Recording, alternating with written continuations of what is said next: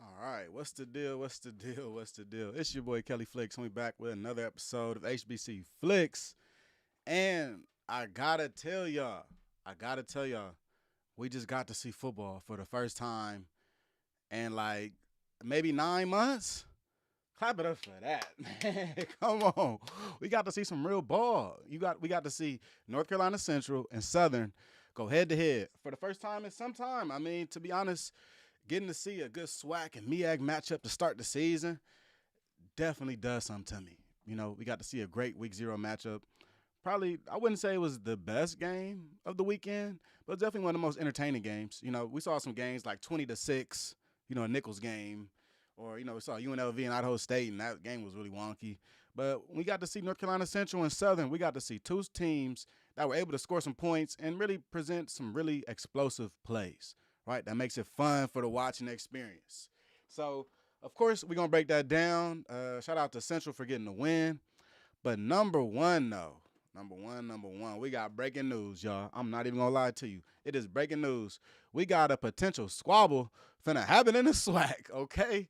Chris Dishman and Tremaine Jackson, head coaches of Prairie A&M and Texas Southern, respectively, had their Labor Day Classic press conference today. And the press conference got a little heated. I'm not gonna front with you. Let's bring the clip up. We gotta watch that off the back. I feel like actually I retweeted it. Let me get up out of here real quick. Let's go to this. Here we go. All right, so here it is. Shout out to Terrence Harris getting the information, but man, look at that face, man. The boy is not playing. So let's take a listen to what Chris Dishman had to say. And before I play this, I will have to note that we have not heard Chris Dishman's voice in about 9 months. Not gonna lie. And so this is our first time hearing Chris Dishman in quite some time, and he has some words. So let's take a listen. See what the boy got going. I thought Tremaine was going to be up there a lot longer than that. I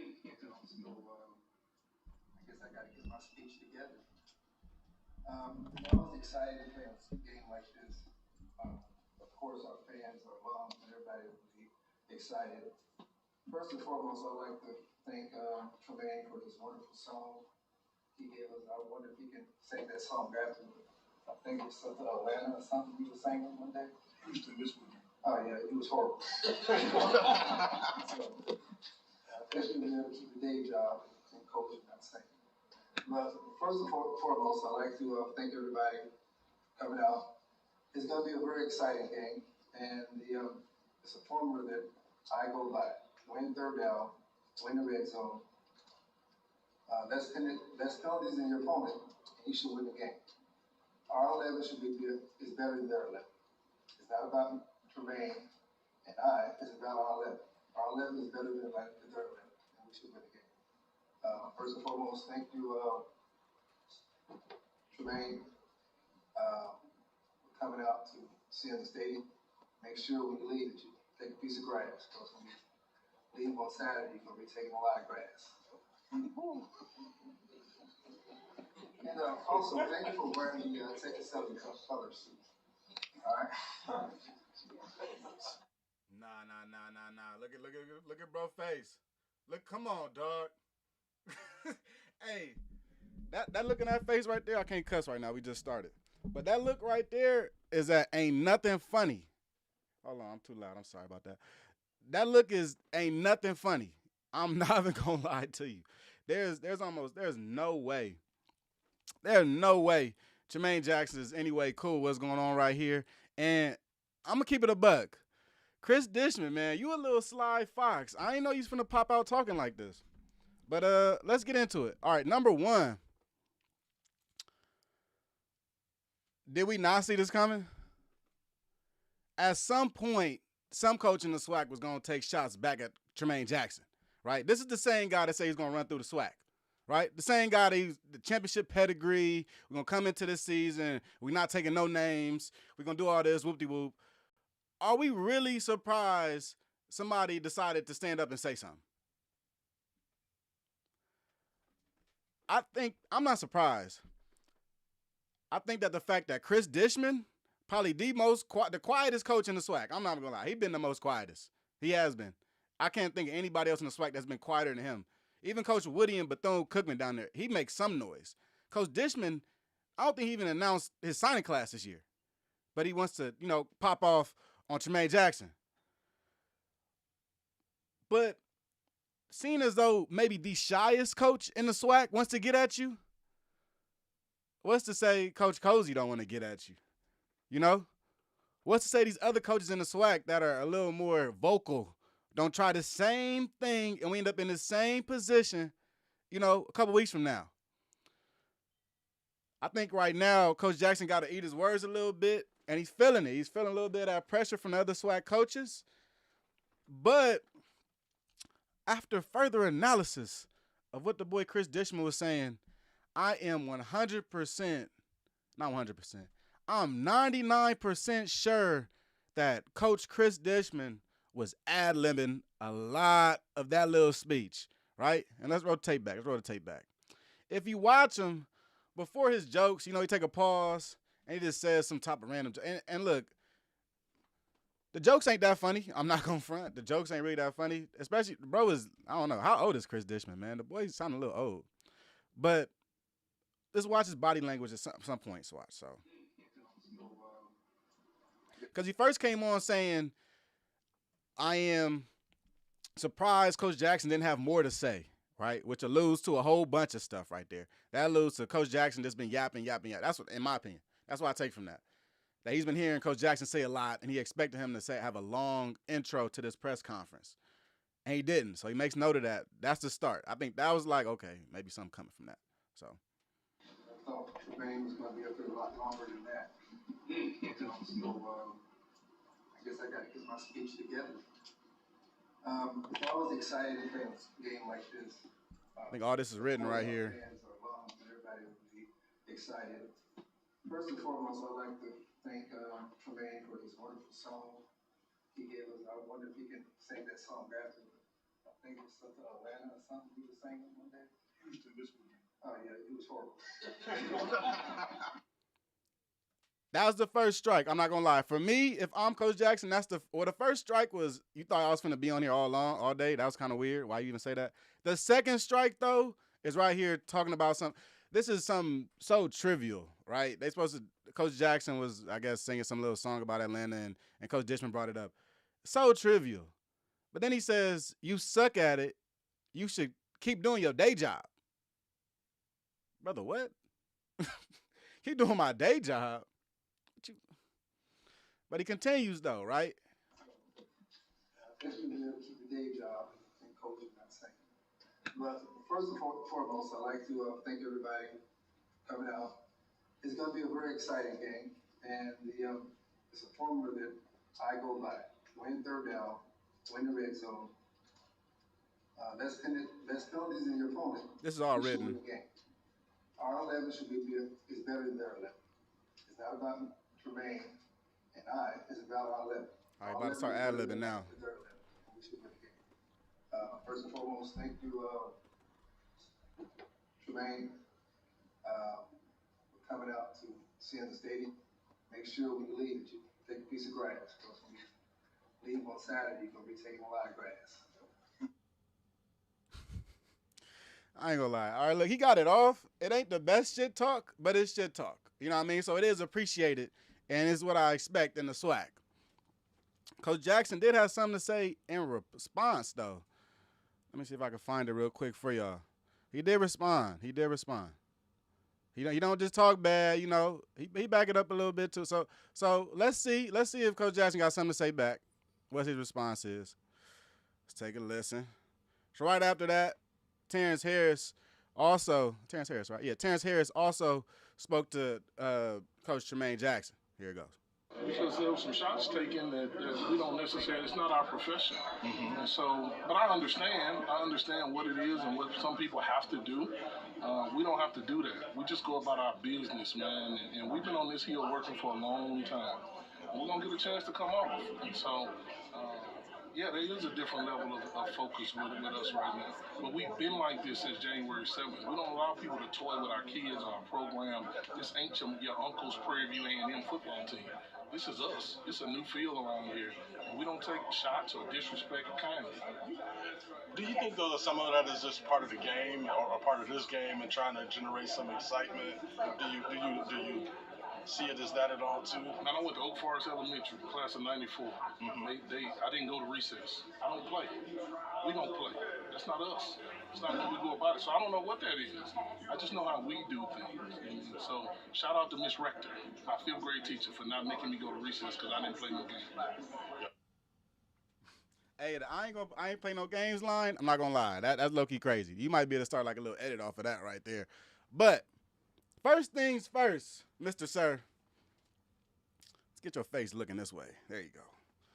Wasn't you just popping it for weeks and weeks and weeks? And now we don't play like that? Nah. I'm not going for it. Because for one thing, right, if we're going to get into the SWAC and take over the SWAC, do what we want to do to the SWAC, why aren't we playing the game, right? We was playing the game at first. First we was popping it. We could talk crazy. And then they respond and pop off on us, and then we go, oh, nah, that's not even what we're supposed to do in our profession. Isn't that what he said? He said, this is not what we do in our profession, right? Shots taken that we don't necessarily, it's not our profession. All right, since when do we not shit talk during football or within coaches? I mean, I feel you. It was a weird time to take a shot. But it's football, though, right? Isn't this what we do? Isn't this why this is the game we love? Because of the banter, pregame, during the game, postgame? So that makes it, I mean, I guess that's a decent rebuttal if you like, in the hood we call it like, I don't want to say we call it in the hood. In the hood we call it like playing police games or whatever, right? And you like, if you're going back and forth with somebody, then all of a sudden you say, oh, well, you're wrong for doing this. Like, no, we was all going back and forth with each other. That's what it is. That's the name of the game. But in this situation right here, with Coach Jackson, you got to play the game, brother. I'm not going to lie. You got to play the game. If we all talking crazy, you got to play the game, right? So he got the best of you this time. I didn't think Coach Dishman or all the coaches would have got the best out of Coach Jackson. I thought maybe it might be T.C. Taylor, Coach Cozy, but you got ill by somebody without all they XP. You feel me? It's cool. It happens. But when I tell you, this is bulletin board material. This is 100%, 200%, 300% bulletin board material.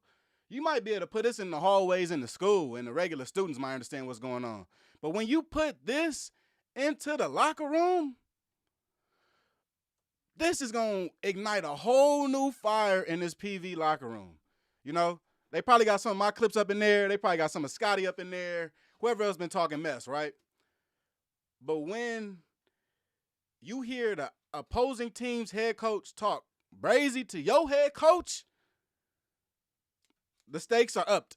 Everything's up now. Now it's up. Now anything goes, right? Because you got to understand that the coach ain't a crash out, you feel me? But these players are YNs. They crashing on anything, okay? Coach Dishman, you just gave them a reason to crash out.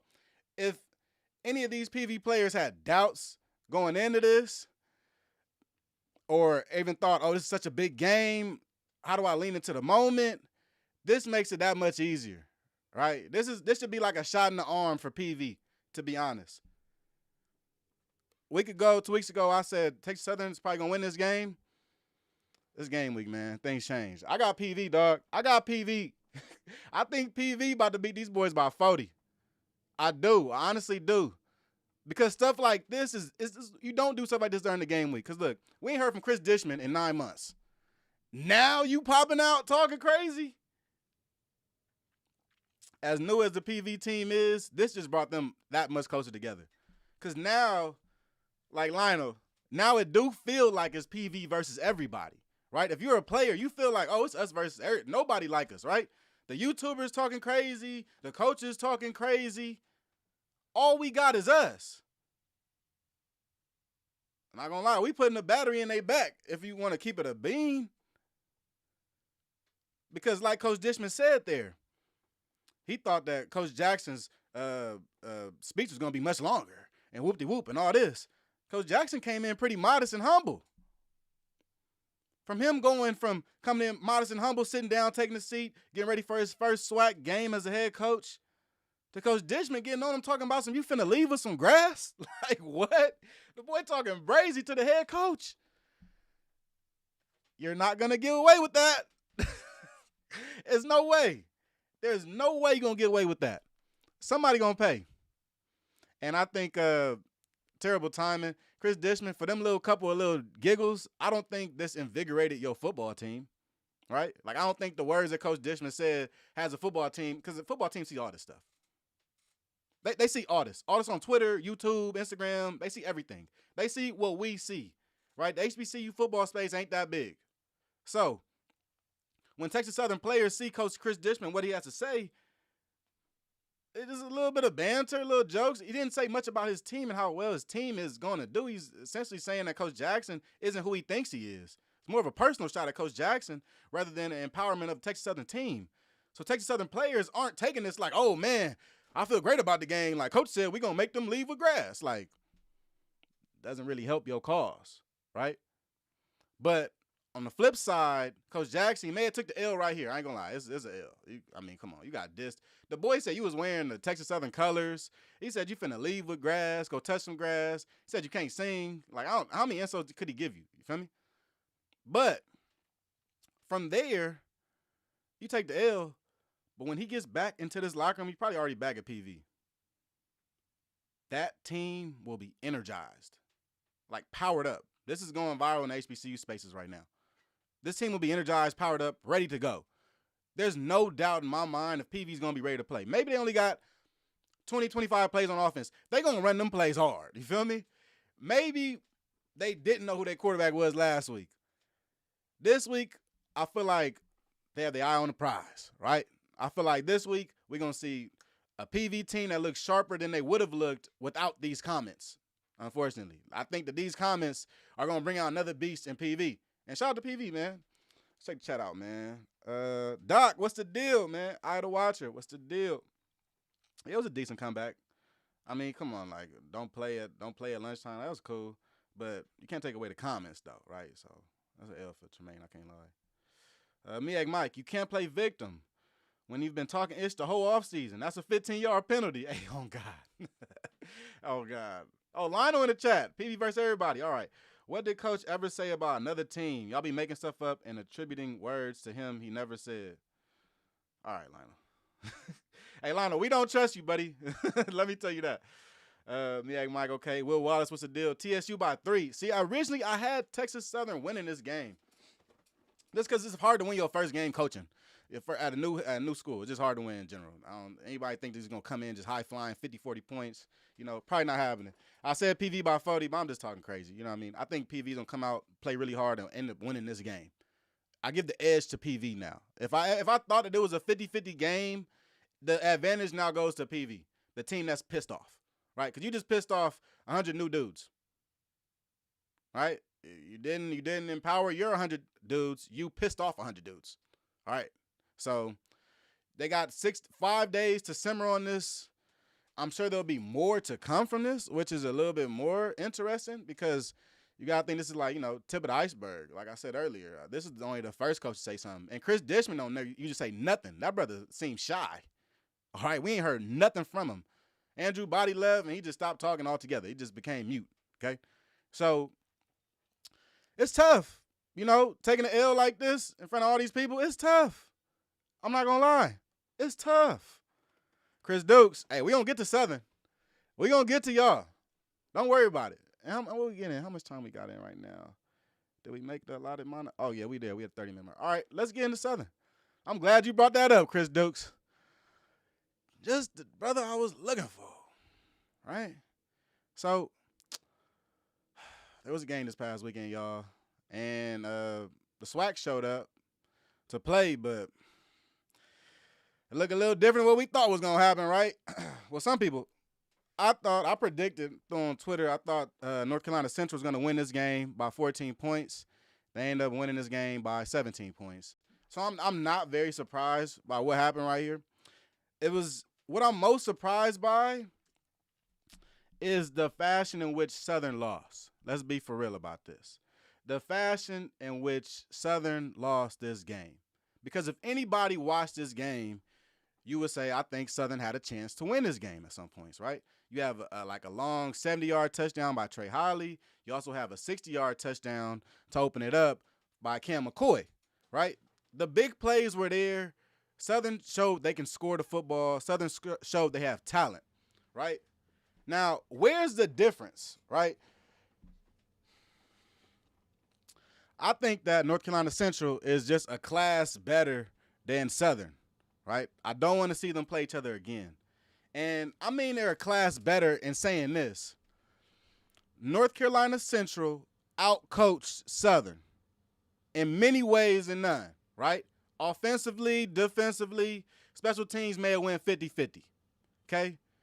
But when you talk about what North Carolina Central was able to do on offense against this Southern defense, right? One of the toughest defense in the SWAC, right, from last year.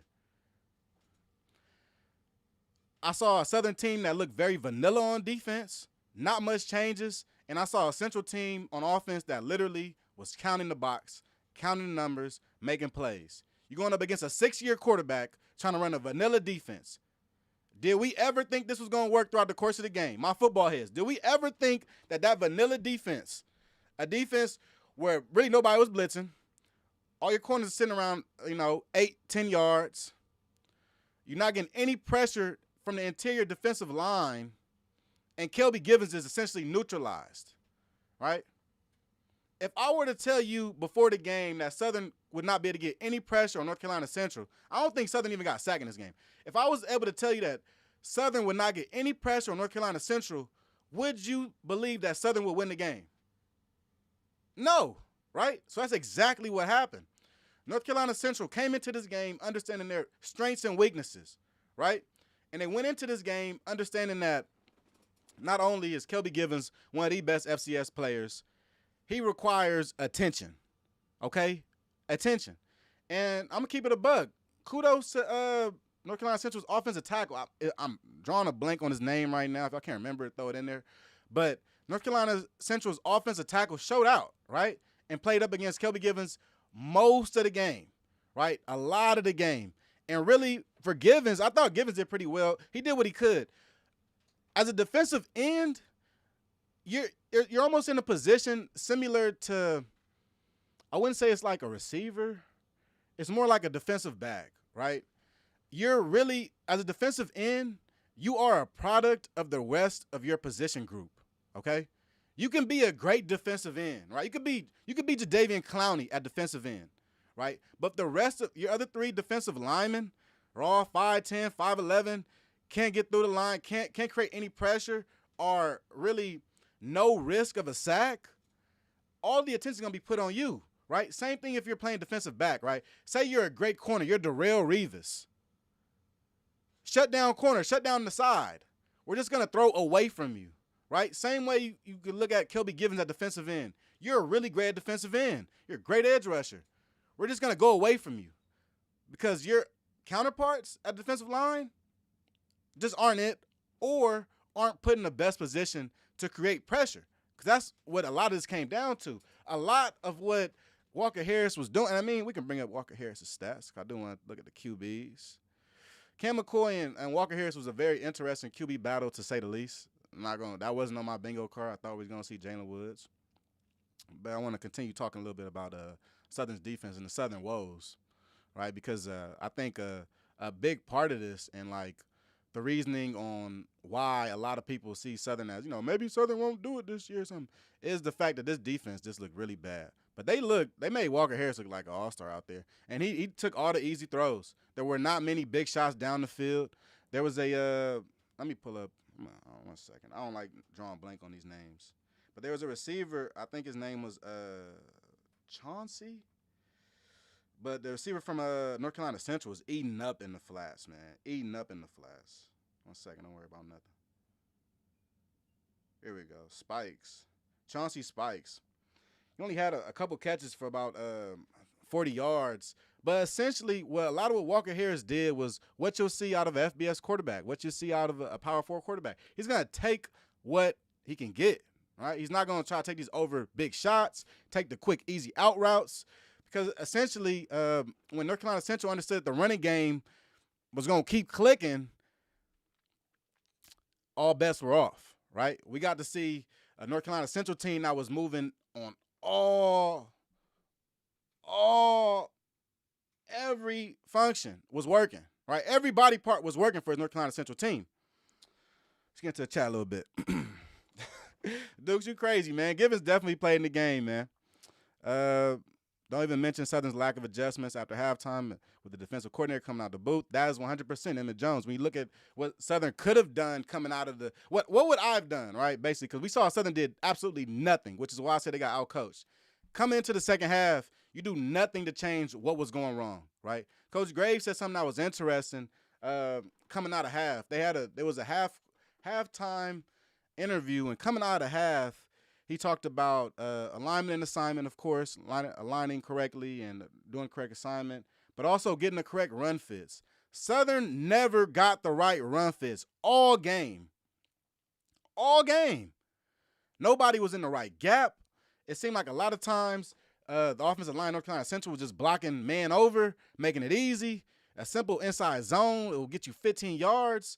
Gerald Huggins said on HBCU Nightly last night that the running back for Northern back for North Carolina Central was averaging around 6 yards before contact. He's literally running past your defensive lineman all the way into your linebacker's face and then getting touched. And look, I take this into account too, right? Because North Carolina Central pretty much runs exclusively shotgun. And shotgun, the quarterback's usually at around 4 yards, maybe heels at 4, right? So your running back is going to be out of shotgun too, and his heels are probably at 4. So he's running 4 yards and then getting another 5 yards. So since he's running 9 yards, he has 9 yards of downhill momentum at your running back. Then he gets to he has 9 yards of downward momentum at your linebacker. He gets to your linebacker, plows him, right? He has to make an open field tackle. How difficult does that have to be? Right? Because essentially we got a running back that's not breaking his momentum at all, running straight through the hole, right at your linebackers, consistently, play after play. And that's what I think led to a lot of these big plays. You even see on the screen here, Walker Harris rushed 5 times for 14 yards. He almost scored a touchdown a couple times. Right, we're seeing this evolution in Walker Harris's game where he's going not only from becoming a pocket quarterback to now a quarterback that's not scared to tuck the ball, which is really an evolution that we've seen a lot in the NFL. You talk about NFL quarterbacks, a lot of these big pocket guys, even guys like Tom Brady, Aaron Rodgers, even like Phillip Rivers. They understood at a point in their career as a pocket quarterback that they would have to tuck the ball and just run sometimes, right, and go get that extra yards. Now we're seeing with Walker Harris, a guy that's making that quick adjustment to just run. We see that one thing I noticed, Walker Harris this year is getting through all of his reads, progressions very quickly. After he gets to his progressions, his next progression is to run the ball, which is going to change a lot for this North Carolina Central team. You want to talk about a North Carolina Central team that was kind of lacking something last year? Well, we want to be honest about it. It was a Davius Richard, to be honest. The dual threat ability that Davius Richard presents makes the defense think twice about things, but also it makes them hesitate, right? You think twice and you hesitate to make certain plays or defensive actions, okay? So with Walker Harris, I'm not scared of his threat to run, obviously, right? 5 carries, 14 yards, run all you want. But in the end short situations is what changes things with Walker Harris using his feet, okay? And short situations when Walker Harris can simply get you those 2 or 3 yards that you've been looking for, that changes things a lot, right? North Carolina Central relies a lot on their heavy sets, heavy packages to get short distance yards. If now a read option or a simple extension of the play can get you a first down, that puts North Carolina Central in a way better position than 4th and inches, right? 3rd and 1s, right? And short situation is pretty good for offensive coordinators in general. You want to get in and shorts, you want to be in and longs. But in your and short situations, brother, how many plays can I draw up to get 3 yards? Every play I draw up is to get 3 yards, right? At some point, you got to be an athlete and give me the yards we need. I think that's where Walker Harris is starting to get to in his progression and becoming a more staunch quarterback. I like him. All right. Another thing, you flip from Walker Harris. I also want to talk about Cam McCoy. You look at Cam McCoy, he's probably, I'm going to be honest, he's pretty much the opposite of what Walker Harris is, right? Cam McCoy is a dual threat quarterback that leans on his legs. If you want to keep it real, I do not think Cam McCoy should have played in this game as much as he did. Let's keep it a bean, right? Let's keep it a bean for what it was. We saw what he did while he was in the game, right? And he presented some very big plays. You come out, I do want to show I can't show the highlights like I want to, man. ESPN will shut me down. It's just kind of cold. But what Cam McCoy can do on his feet is honestly electrifying. So I'll put a tweet up while I'm still talking about him. The big thing about Cam McCoy, I will say, though, is the fact that his rushing ability is game-breaking, right? A lot of Jackson State fans were on Twitter celebrating, oh, man, y'all don't know about Cam McCoy. Brother, we know. We know, right? And there was a reason why he had to alternate in at quarterback, come in and out. There's a reason why Jacoby Morgan took over that starting spot. It's a reason why Zion McDonald kind of got in. He does kind of the same things that Cam McCoy does also, right? So was Cam McCoy the starter all the way through the training camp? Who knows, right? Because Coach Terrence Graves didn't want to tell us. It was such a big secret, right, that we should not know who's going to be the starting quarterback. Well, Terrence Graves, did that work?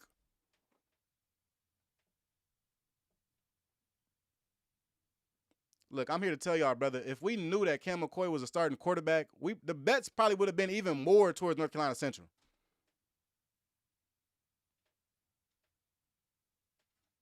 What, head-to-head? Walker Harris is a better quarterback than Cam McCoy. If you ask any defensive coordinator, right, how would you defend Cam McCoy? They would say probably try to make him throw the ball more than 15 times, right? Make him pass the football. Coach G. Huggins also had an interesting stat about Cam McCoy in the last game, right? MEAC SWAC challenge. Cam McCoy threw the ball between the hashes, right, in the middle of the field, one time, in 14 attempts. Does that sound like a quarterback that is reading a defense? Because when you read a defense, you read the safeties. That's where you start at. You want to read open, closed, two safeties open, one safety closed, right? And you go down, you work down to the backers from there, right? And you think about defensive cornerback alignment. But you read from the safeties, right, which is the reason why I'm saying this. When we talk about reading defenses, that's being able to put the ball in between the hashes, right? Understand the zones in there, the hook, the curls in there, right? Understanding where your safeties are. But if you're throwing outside of the hashes a lot, it means you're either extending the play a lot, doing a lot of rollouts, or you're probably only reading one side of the field. Right? That means you're probably not working from left to right. You're probably not working from number 2 to number 1 to the opposite 2 and 1. You're probably not doing some of these things. Okay? And that's what makes it a little bit difficult to run a full offense. So when you do put Cam McCoy in the game and you say Cam McCoy is our starter, look, this is regardless of what happened with Jalen Woods. I'm talking about how it happened. If Cam McCoy is your guy and you understand that he cannot read the full field, you have one hand behind your back as an offensive coordinator. I got to be 100% honest with you. If that's your guy, you got one hand behind your back. Because I'm sure they're calling plays where you should throw the ball down the middle or towards the middle of the field. Right? You have in-breaking routes. And I could look at I've seen the film. I've only watched it once fully. I might watch it one more time. There's going to be so much football coming up this week, so this game is going to be so meaningless. I'm going to be real, too. It's week 0, and it's non-conference. We care because this is the content of the weekend, but in hindsight, like, who actually is going to remember this game anyway? But Cam McCoy as a quarterback, though, right? When you talk about what he can do, he's a game breaker, but you just can't leave him in this long, man. You honestly cannot go 4 quarters of Cam McCoy show. It's not going to work. And this is very interesting talking about Cam McCoy because last year was the whole debate was should Cam McCoy get to start over Jacoby Morgan and what type of development is Jacoby Morgan having? Is Cam McCoy more game ready right now? And there were a very small amount of questions, but it's kind of these questions with Zion McDonald also. So we got Zion McDonald down at Clark Atlanta right now. He's going to get a chance to have 4 quarters of playing football for the first time probably since high school. Okay, so just the same way we kind of have our questions about Cam McCoy, you got to think maybe we had these same questions about Zion McDonald this week coming up for Clark Atlanta as they go play against Valdosta State week 0 at Legion Field. So this was a mixed bag because he's kind of like Cam McCoy, his upside. He has a lot of upside, right? What can he do? He can score touchdowns. He can move very fast. He's a fast guy, fast quarterback. But when you play against a North Carolina Central team that competes for the MEAC year in and year out, that's the class of HBCU football, you got to think it's Jackson State. It's Jackson State and North Carolina Central up there and then everybody else, right? Kind of like a wash. I would put FAMU up there, but you lost to Valley at Bragg, so do we trust y'all? No. So I think the classes of HBCU football, of course, you got North Carolina Central, you got Jackson State, South Carolina State, and then it's probably a drop-off. But you cannot come into these games experimenting quarterbacks, trying out a dual-threat guy, or even being in a position where you handicap yourself, right? That's essentially what happened. Southern handicapped himself on offense. And Mark Frederick doesn't do a great job calling plays. Okay? I got on Cam McCoy for 5 minutes. Mark Frederick, you're next. Mark Frederick. Actually, I think it's time to bring up some stats right now because that is kind of what's most important. So, let's go NCCU versus Southern. All right, bring up some stats real quick. Take a quick look because Mark Fredericks, boy, I got a beef with you. My boy. I don't like the way you're doing things down here, and I'm honestly starting to feel as though Mark Fredericks, he's stealing money. That's what I'm gonna start off this with. He's definitely stealing money. There's no way you should be getting paid for the job that you're doing. But when you got a running back named Trey Holly that runs a 70-yard touchdown, why does the brother only have 10 carries? We can all see that. Why does he only have 10 carries? He played with you through the entire training camp. I don't want to hear nothing about he don't know plays. He's a 4-star or 5-star running back, bounced back from LSU. He walked to your campus. Talked to Coach Graves. Coach Graves said you can have a walk-on contract. Come on, pull up. He pulls up. Wows people in practice. Pulls up to the first game and gets 10 carries? Look, brother, throw him the ball. You don't got to, look. All I said was he got to have 15-plus touches a game. It don't matter how it comes. It could be punt return, kick return, carries, catches. He needs the ball in his hands. When you started losing in this game, why did you not sit back on Trey Holly? He's right there. Just give the ball to Chucky. Instead, you kept the ball in Cam McCoy's hands. Instead, you constantly rotated him in and out the game. Why is he coming out the game? That's first. Look, y'all got some other good running backs back there. I don't know where Kendrick Rhymes is. I forgot who the other backs are right now. I'm sorry. But Trey Holly is your guy. He shows you that. And you still don't give him the rock as much as he should get it. I don't care if you're losing. I don't care if the game script is now we got to throw the ball 2 downs out of the 4. Trey Holly needs the ball. Are you dumb? How else were you going to get back in this game, right? If you're losing in this game, at what point did you think like, oh, man, we're going to have to how should we get back in the game? For one, okay, maybe more QB runs, maybe. But glaring at number 2, it is give the ball to Trey Holly. Mark Fredericks, my brother, you can't keep getting away with this. He can't keep getting away with this. There's no way.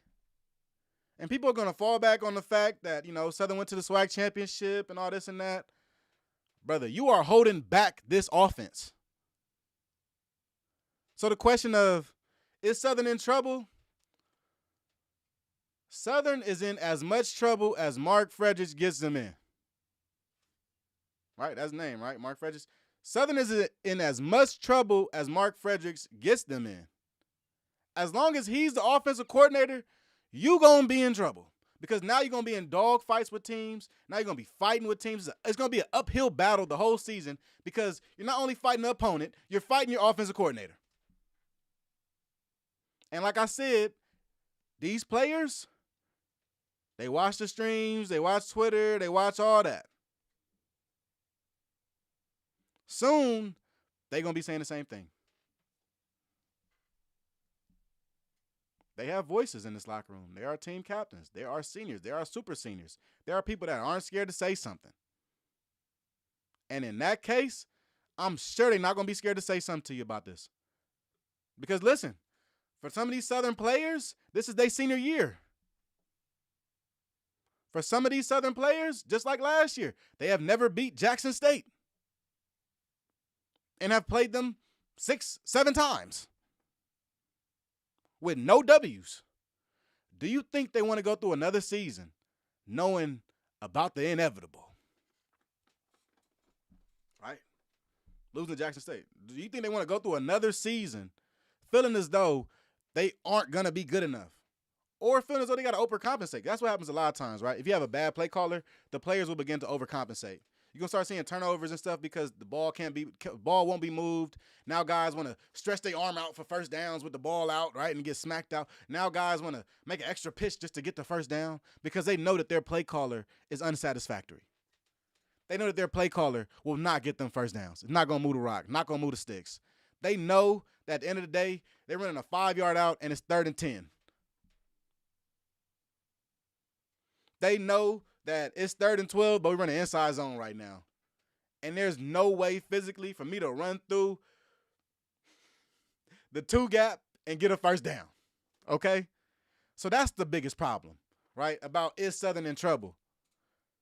It's the leadership of this football team that's putting them in trouble. The leadership acquired the talent, which is great. And we see this all the time. I always talk about Pop Warner level sometimes because sometimes Pop Warner equates to like a lot of these higher level stuff. And Pop Warner, right? How many times do we see a coach acquire a gang of talent, right? Acquire a gang of kids, fire kid, got a good quarterback, good receiver, but they don't end up coaching the talent. They run like 2 or 3 plays. They let the talent just do their thing. And, off the big plays, they end up winning games. But when you play against a team with class, a team with strong philosophy, a team with a strong interior defensive line, a team that actually makes adjustments, all of that talent goes out the window. And aside from the splash in the pan, big plays, you can't move the ball. You can't stop the other team. And you don't know what you're doing wrong.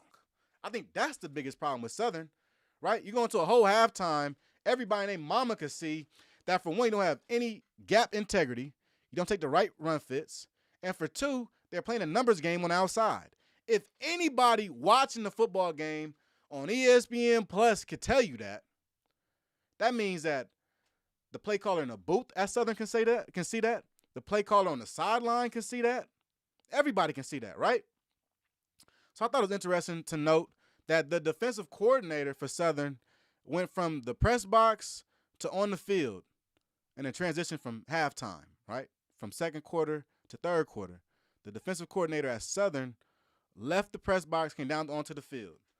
All right, I've seen this. This happens a lot in football, and you see this a lot when things aren't going right for certain coordinators. You'll see it even on offense. If the offense isn't moving the ball, you might see the offensive coordinator come down onto the field and try to call plays, right? And that's partly because think about it like this, right? When you think about the collaboration between coaches and how calls are made. You have an eye in the sky. You have a coach with a headset that's in the booth. In the booth, most times the play caller isn't in the booth, but sometimes FBS level you see the play caller in the booth, right?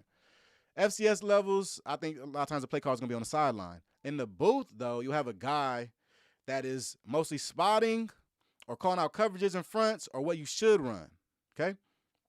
It can be interchangeable, but a lot of times when a coordinator comes on to the field, they feel as though there's a mix in communication. There's a nix in communication somehow in between there, from the booth to the field, and that's why the players aren't executing the certain plays, okay? But we saw in the second half, the players was executing whatever you was calling, Mr. Defensive Coordinator. And I think I ain't gonna lie. I think the defense coordinator was a boy that was sweating. I got on the cover photo. But they was running whatever you wanted them to run. The problem is your scheme, my boy. Scheme is off. The scheme that you coached for 2-3 weeks wasn't working then, and apparently it wasn't working now. It seemed more like schematic issues. It didn't feel like lack of player talent. There was no time where I felt that Southern, man, if they had this player or that player, I mean, hell, they just got Tremaine James from PV. He's their starting cornerback now. He's an all SWAC guy. You acquired the talent. Trey Holly, Cam McCoy came from Jackson State, a SWAC championship winner, right? You acquired the talent. It's schematics. That's the problem. You look at Southern's leading receiver, right? 3 catches, 23 yards. Who wants to play for that? Who wants to play for that? That's your recruiting pitch? I wouldn't want to play for that. And I feel as though at this point in time, we have a Southern team that is in need of a new coach. I mean, we'll keep it a buck. It's week 0. If this is a sign of what's to come, Southern's going to be really disappointed because they're going to have one of the most talented teams they've ever had. I would say that Cam McCoy is a better quarterback than Bayshawn McCray, right? I would argue that this Southern team is a little bit more talented than other Southern teams, right? But you don't want to be in a situation where you have all this talent and you can't win games. You're basically going to be like how Grambling was in that 5-7 season, right? The season where Grambling came out, I think they had mostly quarterback issues because Miles Crawley wasn't there yet. It was Hugh Jackson's like first year at Grambling, and they came out. You got great players all over the place. You got like Floyd Chalk at running back. You got Lamborghini at running back. Receivers, you had J.R. Waters, I believe. You had a couple other good receivers. At linebacker, you had Sundiata Anderson at D-line, right? But Grambling had nothing to show from that. And a lot of that was on coaching. And it was defensive coaching. The defensive coordinator was trash. He was ass. He was booty cheeks. He really was. But now you look at a Southern team that might go through those same type of issues where you have some top prospects like Kelby Givens on your team, right? Trey Holly on your team.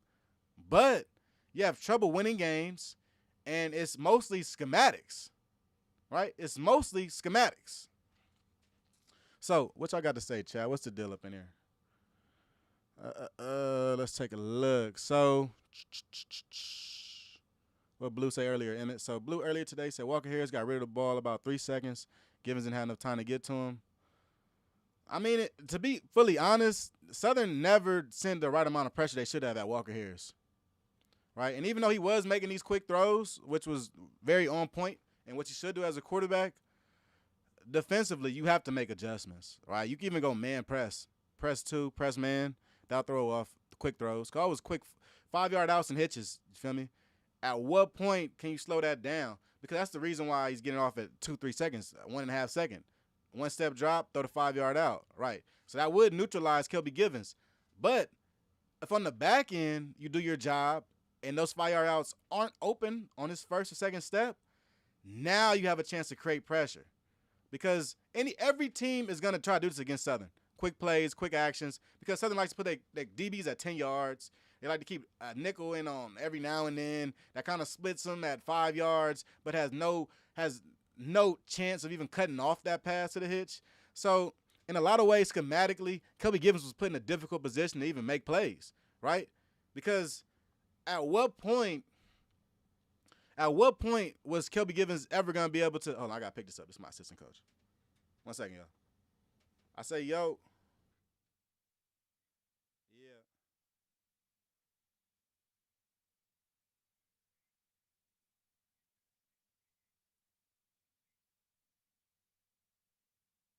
Okay, today?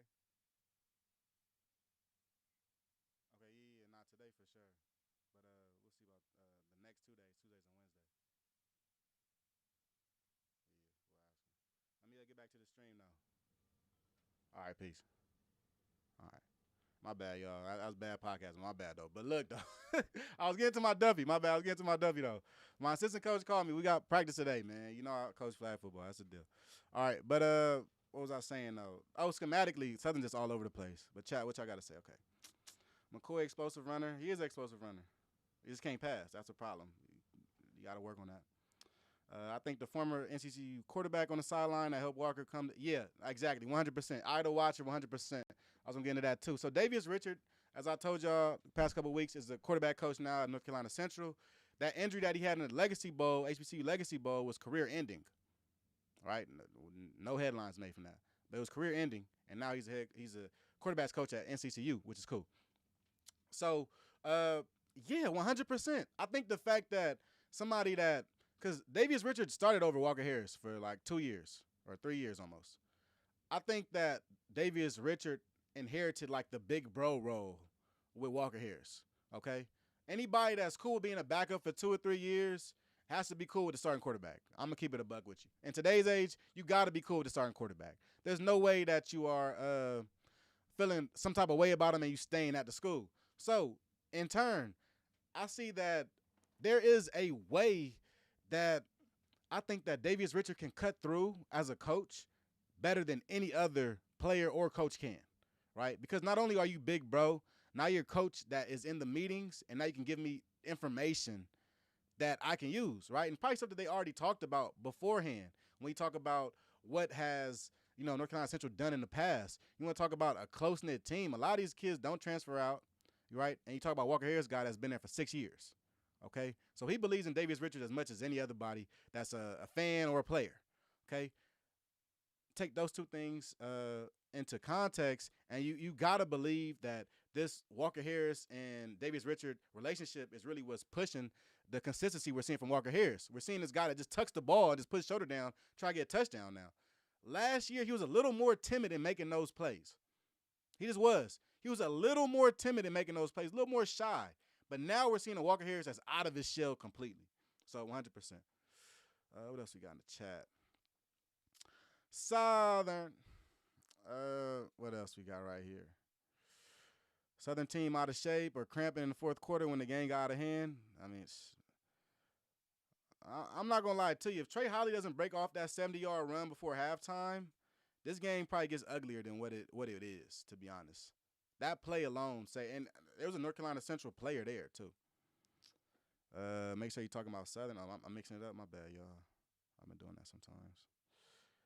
McCoy 10 times more athletic. Crook, what's the deal? Crook in here, man. You know when Crook in here, it's a party. You feel me? Yeah, that make a lot of sense. D-tackle from LSU wasn't there. That fat boy was moving like he was scared. Yeah, the Southern defensive line was invisible. There was an invisible defensive line on Saturday, right? We're just watching NCCU versus like 8 guys. That's essentially the whole time, right? Because the offensive linemen are getting upfield, getting in linebackers' faces. They're people moving. The defensive line, I didn't see them creating pressure. I didn't see any penetration. And even in the blitzing plays, it's like, I guess the best way to say it is like, this is Central's like, where is it? Is it straight? This is Central's offensive line. This is like the blitzing linebackers. That's it. It's hitting the wall a lot of times. So I think that Central's offensive line needs all the credit in this game, right? Because this Southern defensive line might do work against Valley next week. Could come up with 5 sacks. I'm not going to lie. Central is classes ahead of HBCU football. You be real. Central, Jackson State, South Carolina State, their classes ahead, man. You could see it all through the interior of their offensive and defensive lines. All right, what else we got in here? Walker Harris sat 3 years. Yeah, he sat a long time. So I did want to we got into a couple of stats from Southern, and we know what's going on with Southern, right? But there's a running back over at North Carolina Central that can play, man. This guy right here, Chris Mosley, C.J. Mosley, is different. He's different. Now, this is another guy at North Carolina Central that has been there through about 3 years, right? I think maybe even 4 years. He's played his role. He sat back and done what he's supposed to do. I remember I think 2 years ago at North Carolina Central, he was part of that 3-headed beast, right? He was part of that. He was part of the 3-headed monster that Central had at running back. And it made for a very potent rushing attack, right? But he was not the featured guy. This is the first year that we will see Chris Mosley be featured as the running back at North Carolina Central. And I'm not going to lie, man, MEAC beware. Like, straight up, MEAC beware. Like, you got to watch out. We are looking at a Central team now that has found a way to truly program build in the age of the transfer portal, in the age of people leaving the first chance they get, or coaches having a hard time program building or installing a program or a culture. We see a clear culture at North Carolina Central, right? Walker Harris, for one, being a 6-year quarterback, waiting behind Davius Richard for 3 years. Another example being Chris Mosley, being a running back that waited to be the starting running back, the number 1 running back, right? Because all 3 of them usually play and get some touches throughout the year. But to be the number 1 running back, the boy waited 3 years. He waited 3 years at an FCS school, North Carolina Central, to get his chance, right? He waited, got his chance, and now he just ran for 15 carries for 174 yards in one of the biggest games of his life. So this Central team, like, one thing that Trey Oliver said that was super interesting to me, he said that we like classics, right? We like the big games. We like games. We like Celebration Bowl. We like Circle City Classic. We like the MEAC SWAC. And you know, it's kind of the same way of thinking teams like Tuskegee take on, because those are the games where you get the most eyes on you, right? And when you get the most eyes on you, you want to perform the best, right? There's a big game coming up this weekend, Orange Blossom Classic. You got Florida A&M and you got Howard. I think Howard's going to get whooped. That's not going to be a good look for them, because how many other games are going to be on a big stage, right? How many other games are going to get a chance to get this many eyes on you at one time? This is probably going to be it, right?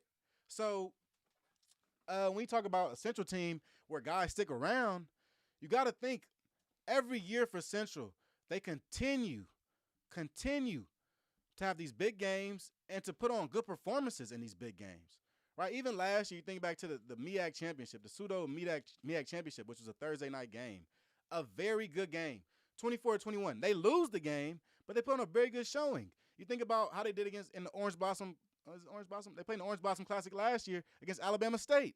They put on a very good showing, right? You take out the quarterbacks from the other team, take out all 2-3 quarterbacks from the other team, right? And you show what you can do. You think about their performances in the Celebration Bowl. Central, as much as I talk about them in the big games and how they play in the big games, they put on strong performances in the big games, whether they win or lose.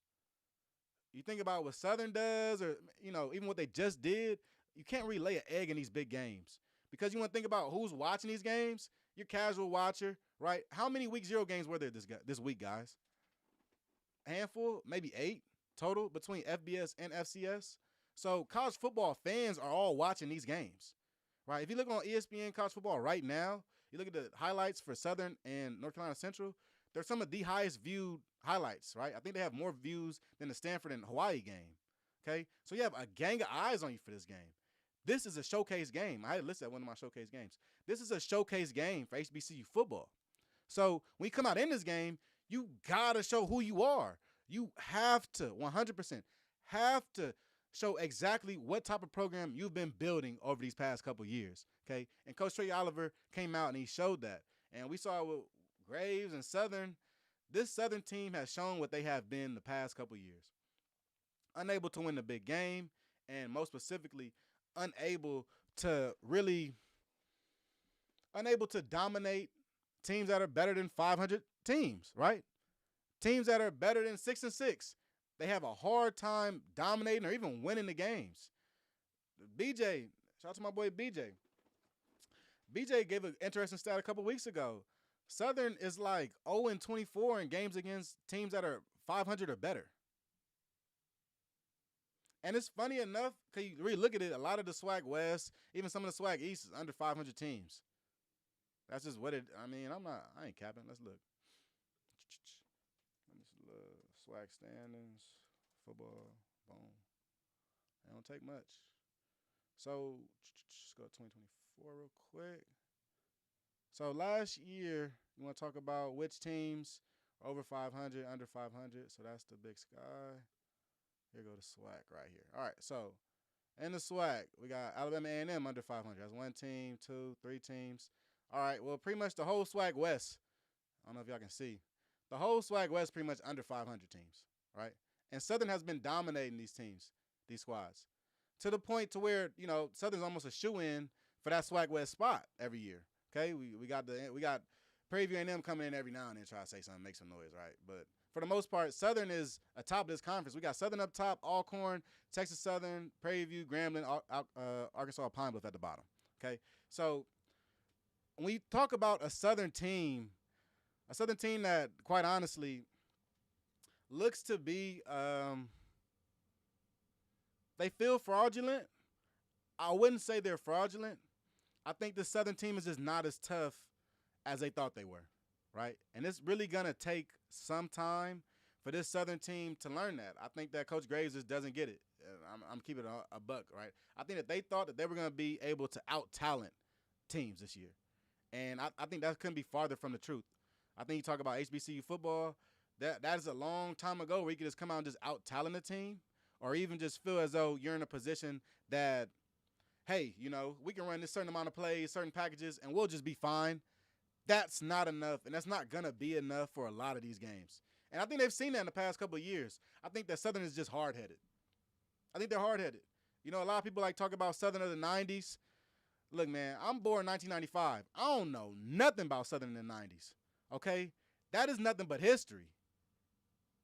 And nothing that can help you win today, okay? It might be a cool highlight tape to show the kids and go, look, man, we used to be nice. We used to be a righteous program, okay? Maybe that might help or something. It'll feel good for the lineage.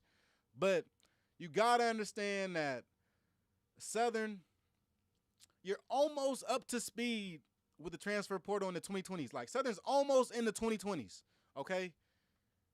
The one step we're missing is the coaching side, okay? We're missing the schematics. We have found a way to continue to acquire talent, okay? We found a way to continuously bring in good players, continuously attract somewhat strong coaches.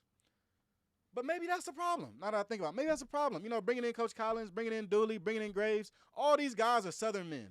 And maybe you need a Southern man on the coaching staff or a Southern associate head coach, but maybe you don't need a Southern man to be your head coach.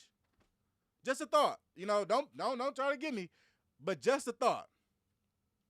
If we had to go all the way back to the 90s to talk about our success, to talk about what's been going well or how we were dominating, you know, if Jackson State and Florida A&M and all these other teams, Bethune-Cookman even, can find ways to do this in the 2000s, Southern, brother, you got to find a way. Brother, you got to find a way. Southern, there's no other way to put it. Because now you're in a peculiar situation, okay? Now you're in a situation where you probably will always attract talent, right? Do you want to be stuck winning 6 and 7 games, or do you want to elevate? That's the question for Southern. Because this team can still win 6 or 7 games. Let's keep it a buck. We look at this SWAC West right here. This SWAC West has been booty cheeks for years. Oh, my bad. I put the wrong thing. Keep that up there. I want to take that off. This SWAC West has been booty cheeks for a couple of years. Look at the records on here.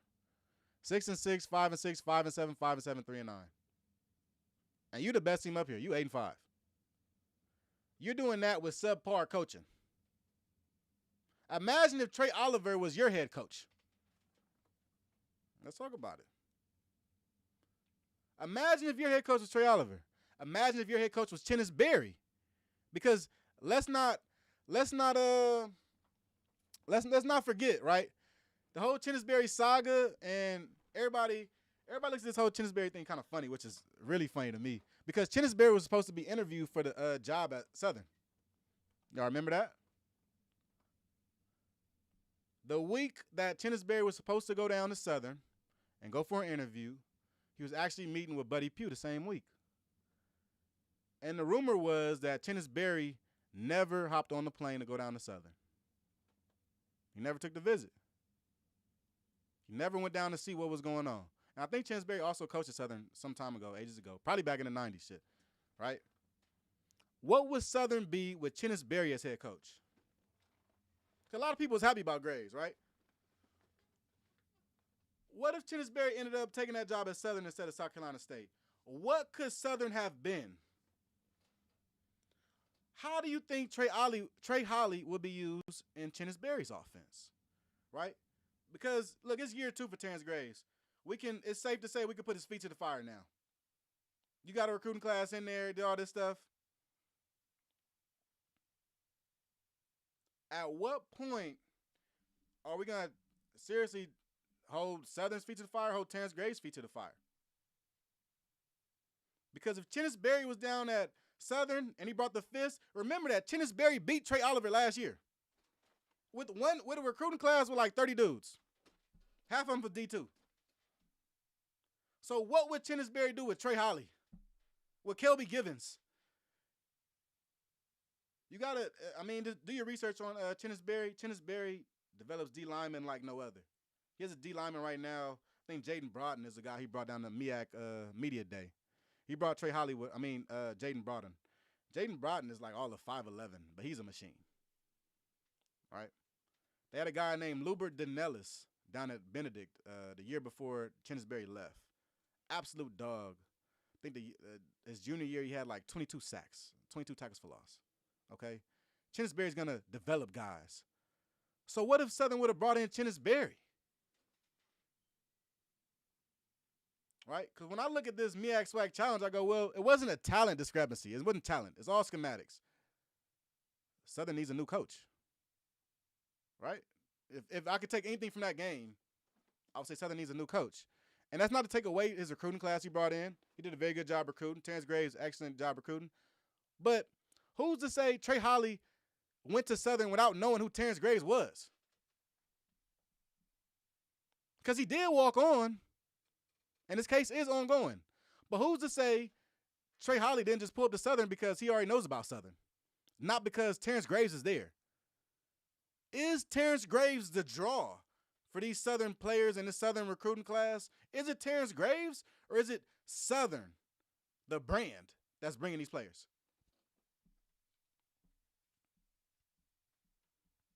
Because in a lot of ways, I could argue, at least from a West Coast perspective. I'm in Los Angeles, y'all, if y'all didn't know. Hit that like button. From a West Coast perspective, if I told a kid about Southern, he would go, oh, yeah, I know about the football team. Do you think he would know who Terrence Graves is? Of the HBCUs out here, when I bring up HBCUs to the kids out here, they bring up Jackson State. They bring up Southern. They might bring up FAMU. And they might bring up Tuskegee. Those are the schools they know. This is name and brand recognition, okay? Name and brand recognition. I don't really think Southern has to do too much in recruiting, if I'm going to be honest. I think they got to do as much recruiting as Howard has to do. I mean, everybody knows about it. I can say, name HBCU kid. I go outside right now. Name HBCU kid, he going to name Howard, HU. Okay, so how hard is it really for them to attract these kids there? I really asked that question.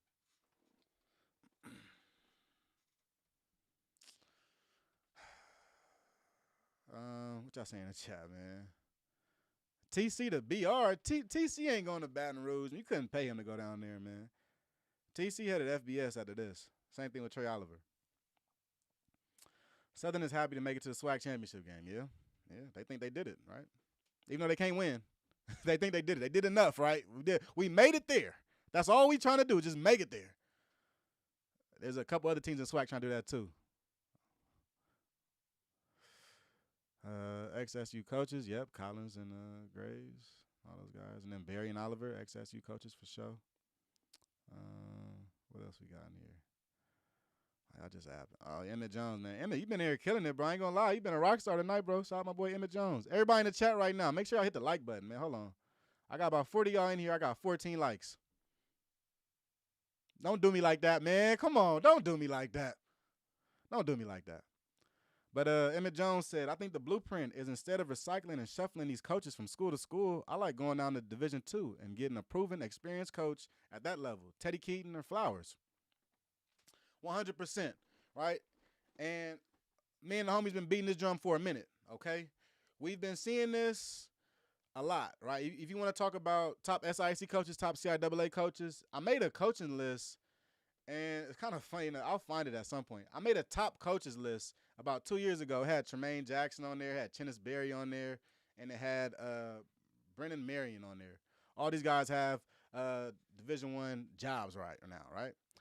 The most interesting part about the SIAC and the CIAA, you want to talk about the type of coaches and stuff they get there.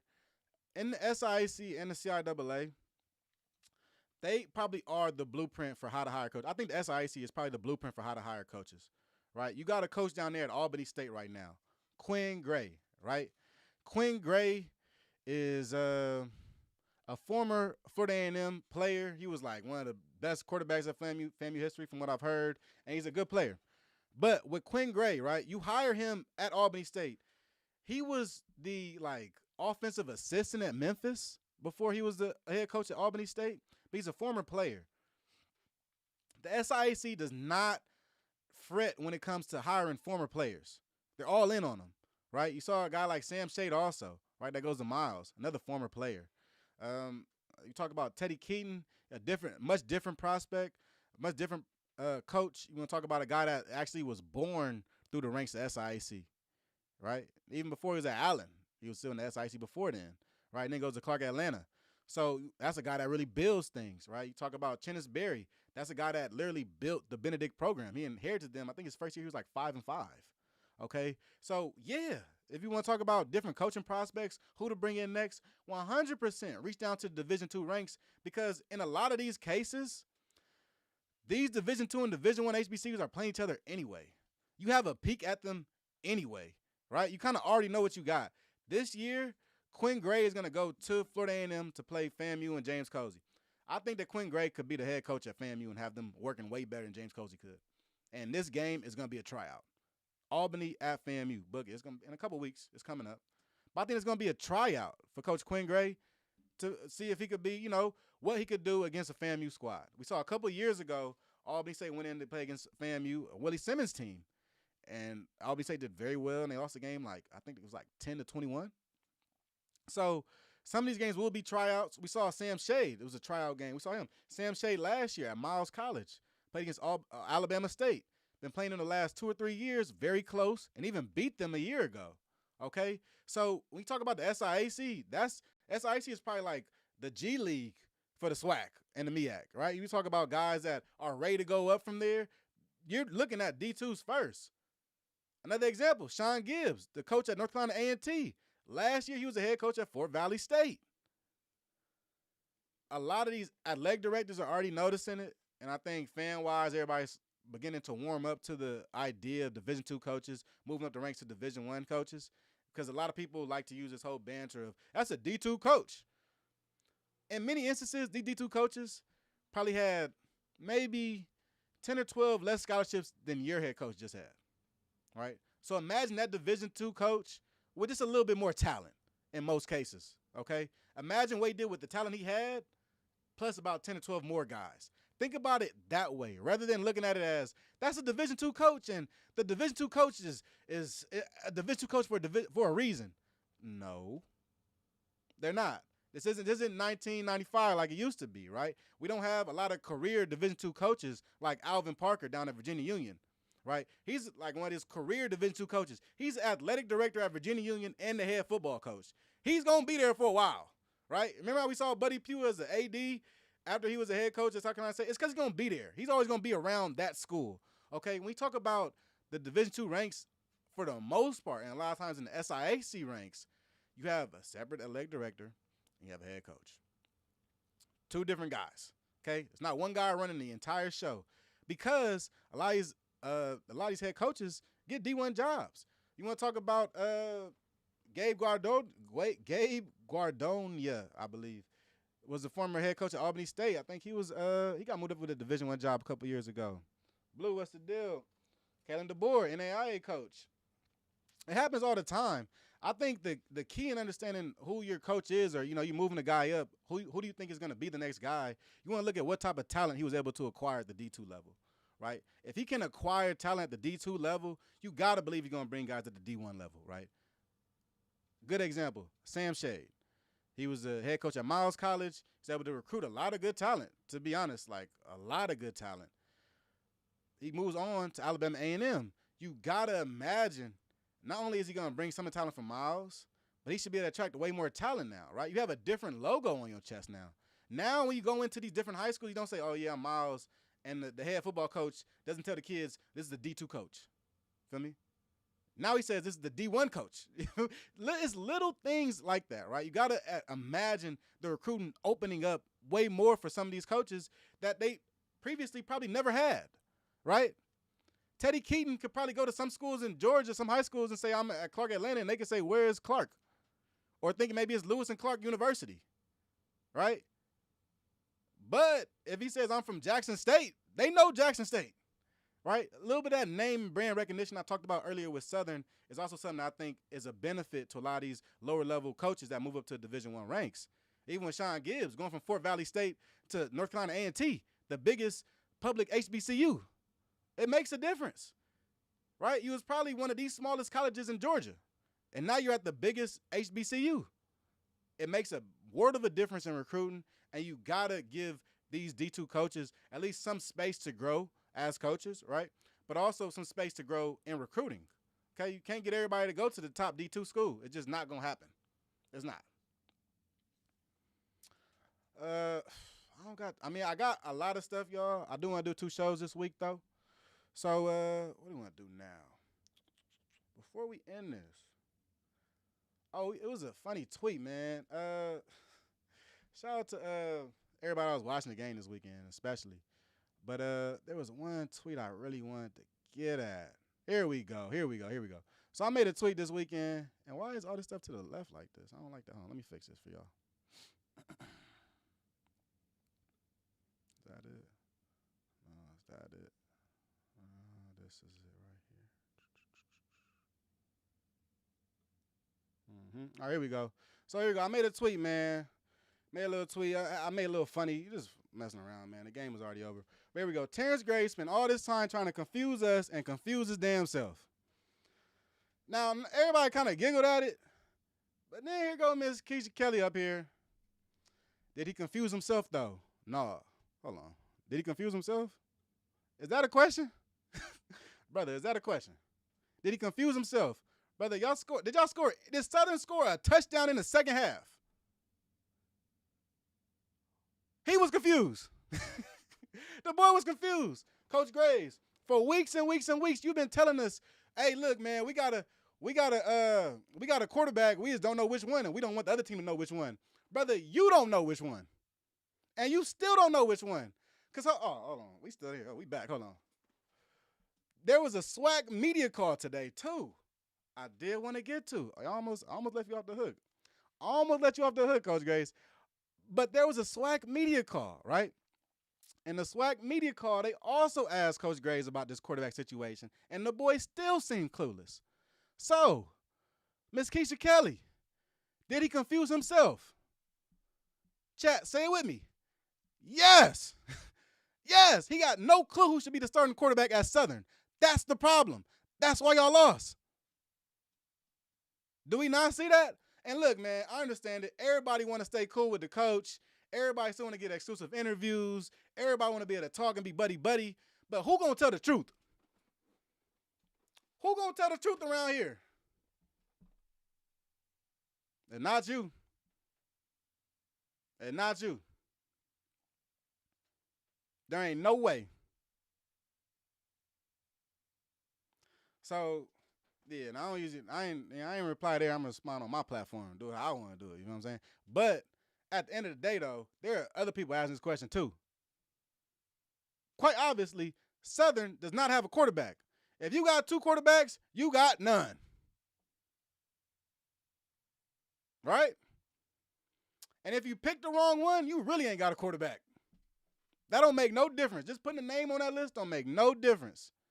And look, if you got Jalen Woods down there and he's supposed to be your starter and reportedly he was suspended for the game for being late or something like that, all good. Stand on it, though, right?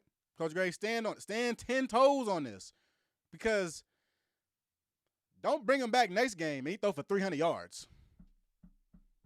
I'm trying to tell you that right now. Don't bring him back next week and he throw for 300. In a lot of ways, you can say Coach Graves made the wrong decision or the right decision, but only time will tell. But one thing we know for sure, he ain't choose the right quarterback that night. He ain't choose the right quarterback that night. I don't know how many plays that Southern ran. Maybe they played 50 plays. Let's see how many rushes they had. That'd be a good one, huh? Let's see how many rushes Southern had out of their plays they ran. Because you got 14 passes, right? You pass the ball 14 times. I can imagine they had about 50 plays, at least 40 plays. Over under, they had 50 plays, y'all. ESPN got some stats. Well, I don't usually trust ESPN stats, keep it a buck. But seems though it's the first week. All right, here we go. So we got Southern ran the ball 37 times. Oh, no, not 37. They had 37 penalties, my bad. They ran the ball 30 times. 30 times, and they had 14 passes, so they ran 44 plays. Yeah, you got dominated. I'm not going to lie. If you're running 44 plays in a college football game, you're getting dominated, bro. It's not even close. And usually you'll see the winning team run those 30 plays compared to the 19 passes, right? So it's going to be very hard to take Southern serious if Cam McCoy is a starter for the rest of this year. I'm just going to keep it all the way a bug with you. If Cam McCoy is a guy we're supposed to be scared of, I'm going to tell you this right now, Southern. These teams finna pack the box. They finna hop into a 5-2, 4-4 zone, one safety. You ain't finna see no safeties. Cam McCoy going to look up. It's going to be a box full of people. It's going to be linemen stacked on top of linemen, just waiting for you to run that Wildcat read option. That's all you got right now. And the part that kills me the most is that we've seen like Rich Rodriguez run like this type of read option style thing, right? We've seen a quarterback-prone offense, right? Was really made around the quarterback moves. We literally saw Southern run like 3 plays on Saturday. Like 3 plays, more or less 3 plays. A couple pass plays that would make it up to like maybe 7 plays, but more or less 3 rushing plays. There was a inside zone. That was the give, your 22 give. You have your read option keep. And I guess the next set of play would be your midline zone read, where we saw Cam McCoy break for like 80 yards. That's about it. I think we all could call a defense that could stop that offensive playbook. I don't think it's that hard, to be honest. We're not going to see much movement. I ain't see one motion. They didn't motion nobody. You line up and you just run it. Down, set, go. Just run the play. So it was a little mind-boggling watching this type of stuff. But this works against weak teams, right? Who in the West could chip Southern? You want to really think about it? We're going to see this week, right? We'll see this week, to be honest. We'll see this week. So we honestly don't know. I didn't know what we were going to get out of Southern coming into this game. I was worried about their offense. I didn't think it would be this bad, but apparently it's terrible. So I'm not going to be so quick to, push judgment on other teams, and I haven't seen play yet. I think this game this past weekend makes for a very interesting season because we kind of don't know what we're going to get, right? Because if this is like the top of the SWAC, right? If Southern is the top of the SWAC is going to have a down year. It's going to be a down year. I mean, I thought Jackson State was going to win it all, right? Anyway. But if Southern, this is like the leader of the SWAC West, the leader of the SWAC West is going to run Wildcat all season, probably not going to be a very strong season out of the SWAC, right? So I'm almost thinking maybe Southern isn't going to be the top of the SWAC West. Maybe a new team does emerge. And yeah, you always got PV. You got Lionel back there. He waiting. Lionel waiting for something like this to come up. But I also like Alcorn State a lot. I like what they have going on offense. I think that they have a very potent offense also. So there's a lot of very small things I'm taking from this game. I'm taking it with a grain of salt, man. You got to think almost like a couple of years ago when Jackson State beat up on South Carolina State, and everybody like really overreacted to how good Jackson State could be because of all their new transfers, and the coalition got up out their seats and start clapping and doing everything. Got to temper expectations coming from week 0 and understand that this game is, it's kind of meaningless in context of the HBCU season and Celebration Bowl season. Possibly we could see one of these teams back in the Celebration Bowl, yeah. But even if they did rematch, the rematch is in December. Brother, it's August. It's a bit, 2 months would have changed by then, right? So you got to think that this is only just a start to a great HBCU season. But this ain't the best we're going to see of both teams, right? And the question I really asked is, I like NCCU, and I asked the question of how good can Central be? But to be quite honest, I didn't see Central get challenged at all in this game, right? We didn't see what Central had to do. They didn't change anything. They ran the exact same program they wanted to run. Defensively, they changed a couple things. Definitely. We saw the adjustments. You saw on defense, they couldn't allow all those missed tackles and those one-on-one situations. They kind of stopped for the most part, right? They started bringing in more guys, essentially, right? But one thing about it, you got to say, okay, because Central wasn't – I think maybe Central was hit I almost don't even feel like Central was hitting the mouth this game. They lost the lead, but did they get hit in the mouth ever? Was there ever a time where we felt like Central wasn't going to win this game? I think maybe there maybe like 30 seconds, and that was after Trey Holly's touchdown, because it was like, well, hold on, what's going on? It's supposed to be a 2-minute drill.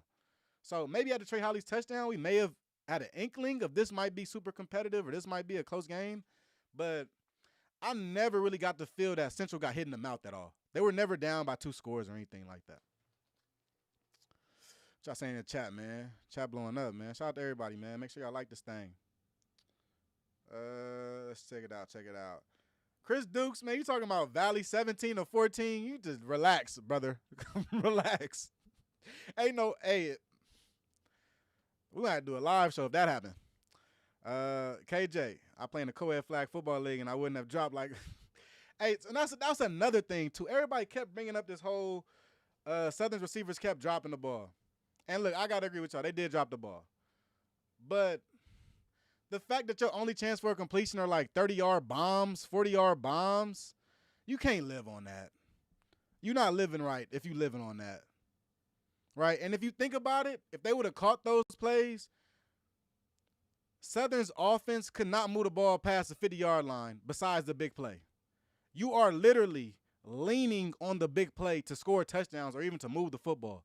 That's what you don't want to do as an offense. As an offense, you want to be on time. You want to do things at the right time and everything, right?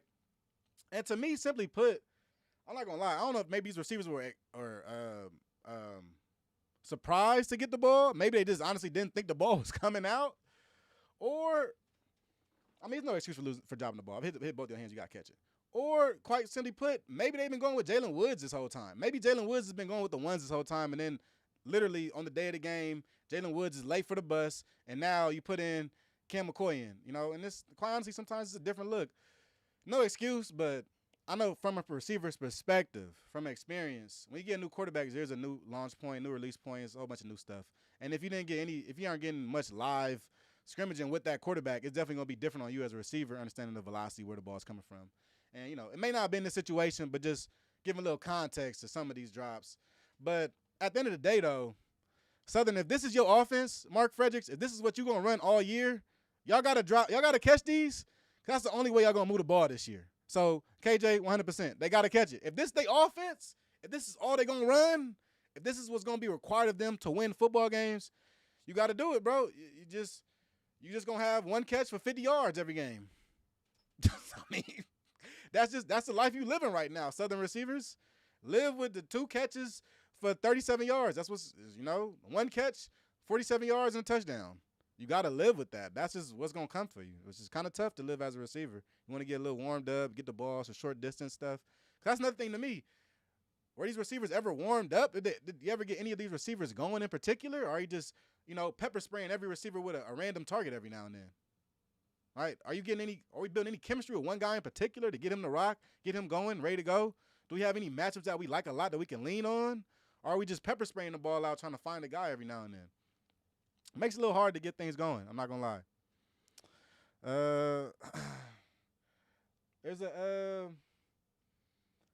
that's coaching too. I'm not gonna lie. You talk about Mark Fredericks and what he did. I mean, the receiver coach too. I mean, he did a real bang up job. They didn't catch many balls. Like the team seemed disjointed in a couple areas. Right, receiver to quarterback seemed disjointed. There was nothing that told me that there's chemistry there and that this is something that they could build on next game. I don't see any chemistry with any of these receivers. Like, I don't see any guys like, oh, that might be a go-to guy. That might be I don't see that with any of these guys. I feel as though we're in a point right now to where the receivers is probably going like, well, who's going to be the starting quarterback for real, right? Because Graves is doing this whole thing of like, oh, hey, yeah, like, we don't know who the starting quarterback going to be. I hope he's telling the team who the starting quarterback is going to be because the players for certain feel a certain way. They lost a game in front of everybody. So Graves, you might not be as embarrassed as the players are, but the players 100% are feeling like, well, damn. You played this little game with the quarterback stuff, and then we got a quarterback that we ain't been practicing with, right? And now we in a weird position. Yeah, now you're right, Blue. Missing out routes and hitch routes. It's missing a lot, man. Gator arms, for sure. Woods was 4 or 5. Hey, man, I'm not even going to lie. I turned the game off before Jalen Woods even came in. I couldn't watch no more, dog. It was too nasty. What's the odds Jalen Woods play next week, though? That's my real question. What are the odds? Because they asked Coach Graves about this same question, and he said something. We're going to take a look at that, too, before I got here. Zach, you can't read defenses. Yeah, I don't think Cam McCoy can read defenses. I don't. I think that's why he didn't throw between the hashes. That's what I was saying earlier. Overthrow was a pass interference. A pass interference call was weird. Excellent point. One's overthrow. I don't see SU being a leader in the SWAC. Yeah, that's kind of I'm taking that from there, KJ. I don't really feel like SU's gonna be a leader of the SWAC West. That's kind of what this game is. If I took anything from this game, that's what I would take. But I'm not ready to say that until I see everybody else playing week 1. Right? Until I see PV come. We don't even know who PV starting quarterback is right now. Right? We don't even know who he is right now. So I'm almost ready to relinquish the little fake crown I gave Southern. I'm not gonna lie. Is this your king? Is this your king? Like, that's how I feel right now.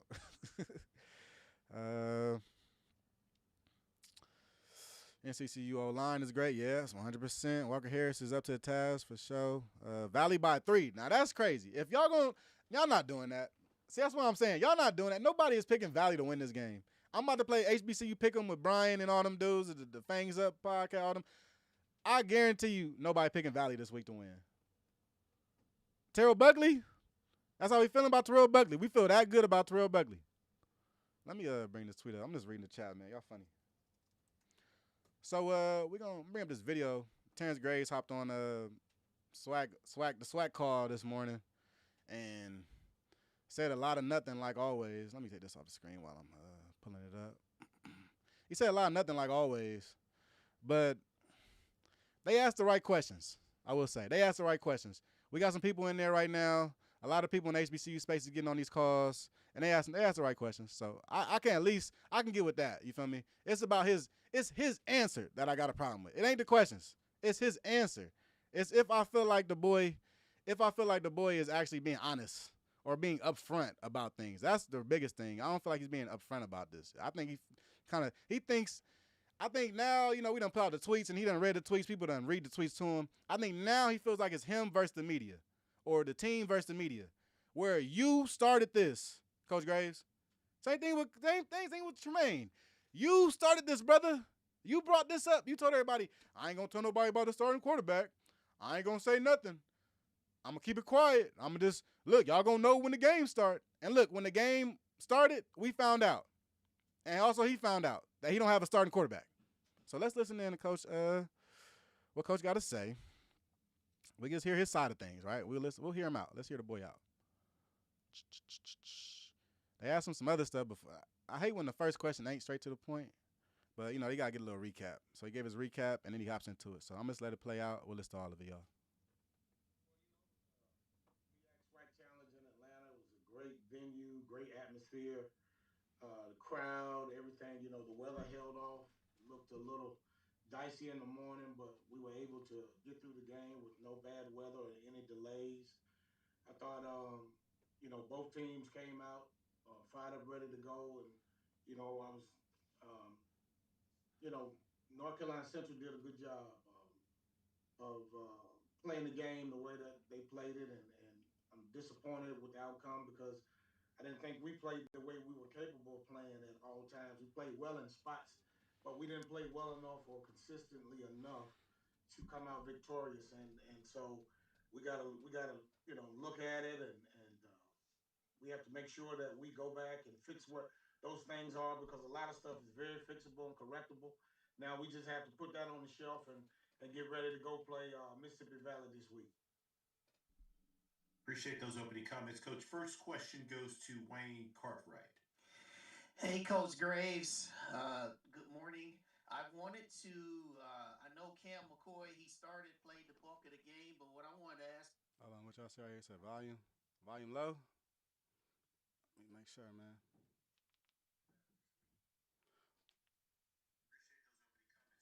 Sound pretty good right here. About Jalen Woods. He was listed as QB1 on the depth chart that was released, but he didn't get any time until the end of the game. There's been things out there. What can you address about Jalen Woods?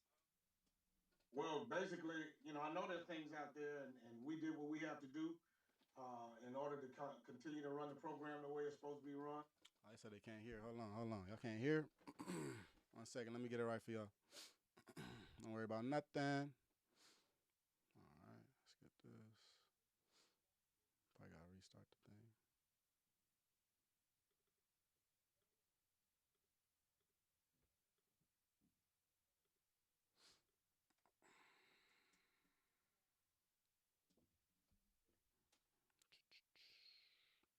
Don't worry about nothing. All right, let me know if y'all can hear, man. It should be working. With the outcome because I didn't think we played the way we were capable of playing at all times. We played well in spots, but we didn't play well enough or consistently enough to come out victorious. And so we gotta look at it, and we have to make sure that we go back and fix what those things are because a lot of stuff is very fixable and correctable.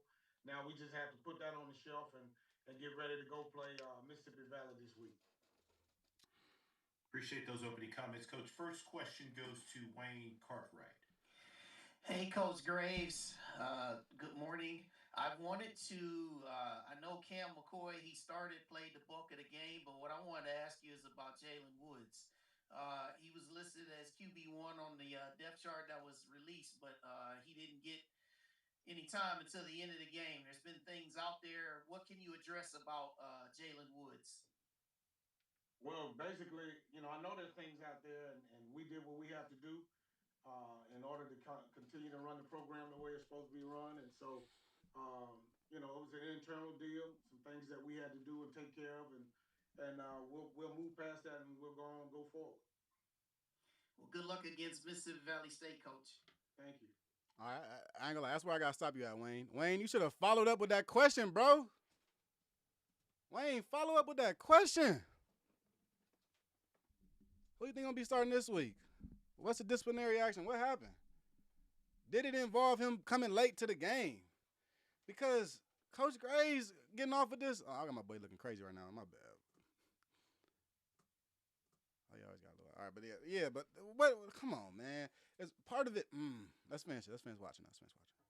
Good question, though, Wayne. Good question. I just wish it was a follow up on there because he keep getting away with saying like, "Oh, it's just between us." The program the way it's supposed to be run, and so it was an internal deal, some things that we had to do and take care of, and we'll move past that and we'll go forward. Well, good luck against Mississippi Valley State, Coach. Thank you. Next question goes to Doc Holliday. Coach Graves, how you doing this morning? I'm doing well, and yourself? I'm doing good. What are some improvements that you plan to make prior to game one? And also, what did you learn about your team from this past weekend? My boy Doc. I learned that we got a good football team when we do what we're supposed to do, when we're detailed about the details. We showed that we can score. when we need to score, we can get stops when we need to get stops. But there's some things that we have to work on, and they're very correctable. So we just have to go back, and look at those things and fix those things and get ready this week. Appreciate you, Coach. All right. So that's what Graves had to say. That's all Graves got to say, y'all. I'm not gonna lie to you. I'm not gonna lie to you. So, I mean, is that an answer, y'all? Is that an answer? Like, does he honestly feel like that's gonna suffice? That's gonna be enough? And Cook, I see you. They said they suspended him, but why isn't Graves saying that? Why can't you just say they suspended him? Dooley would even say we suspended him. Why can't you say you suspended him? Players get suspended all throughout the week.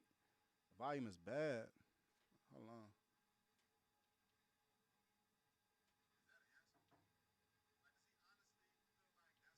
Let me know. A lot of that volume now just playing from the interview. That's from the HBCU sports stream now, y'all. I'll let y'all know that. But they had it's like a small echo in it, huh? Maybe that was it. But essentially, what is the what's the holdup? What's making us do this? Y'all keep calling the boy Deacon, man. Deacon Graves, that's what he is. Cause the boy keep trying to skate around these questions. This ain't even a hard question. They ain't even ask you about Trey Holly's case. It'd be different. They was like, oh man, Trey Holly case heating up. Could you talk about it? Probably not. Jalen Woods isn't played. What happened? Oh, it's some internal business we dealing with. Did the boy get in trouble with the law? Because now you're making it bigger than what it is. It wasn't this big, Coach Graves, until you made it this big. If you would have said he got suspended, nobody would have asked the question. We would have said, when is suspension over? When you say, oh, it's some internal business, but the kid plays for the last 5 minutes of the game, it couldn't have been that bad. Right? It couldn't have been that bad. If he's still allowed to play in the game, what's the disciplinary? I told you wasn't going to play a lot of this game. That's a disciplinary action? I ain't never heard that. I heard people suspended for a half or a quarter or a game, not suspended for 3.5 quarters. Where they do that at? Where? This upsets me because the boy is just making. All right, so you know how I forgot what is it? What is it you put on fire and make more water? I mean, what is you? I'm sorry. What is it you put on fire and make more fire? You put it on there. You're like, damn. I thought I was dousing the flame, but I made the flame bigger. That's what he's doing. I don't even know what I forgot. I can't think what material it is, but that's what he's doing. You're not dousing the flames. You're making the flames bigger. They're getting bigger and bigger. If Jalen Woods doesn't start this game, what do you think we're gonna ask Coach Graves next Monday? And what do y'all think he's going to say? He could say the same thing next week, and the week after that, and the week after that, and the week after that. And that's the reason why I got a problem with what he's saying right here. You not telling us nothing. Look, man, we love football. We love the game. We like watching Southern. We like HBCU football. Could you tell us what's going on with the program right now? You just lost, got smacked, and you can't even tell us what's wrong with your starting quarterback? Or is he your starting quarterback? Maybe it's somebody else.